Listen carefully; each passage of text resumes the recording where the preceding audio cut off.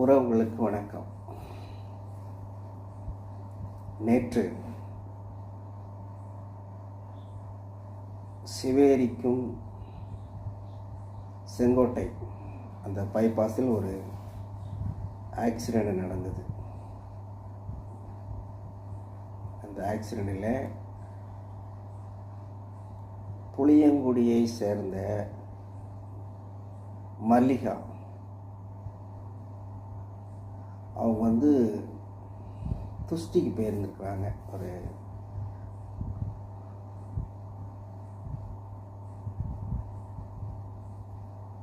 ஆயக்குடி துஷ்டி விஷயமாக போனப்போ அந்த பஸ் ஆக்சிடெண்ட்டில் இறந்துட்டாங்க. அவங்களுக்கு ஒரு 3 பிள்ளைங்கள். முத்துராமன் என்கிறவர் அவருடைய அந்த மல்லிகாவுடைய ஹஸ்பண்ட் சிறு வயதில் இந்த 3 பிள்ளைகளையும் விட்டுவிட்டு இறந்து விட்டார். அதில் மூத்தவன் பையன் மேரேஜ் ஆகிவிட்டது. தங்கச்சி கல்யாணம் பண்ணி கொடுத்து விட்டார்கள். இவருடைய ரொம்ப ஏழ்மையான ஒரு குடும்பம். பீடி சுற்றுவதுதான் என்னுடைய தொழில், பிரதான தொழில்.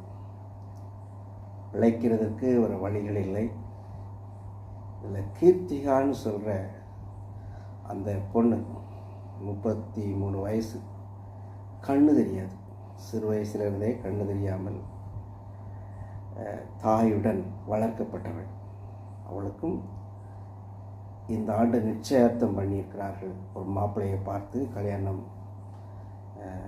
செய்து விடலாம் என்று நிச்சயத்தம் பண்ணியிருந்தார்கள். அந்த மல்லிகாவுக்கு ஒரு தாயார், 87 வயசு, ஒரு தாயார் உண்டு.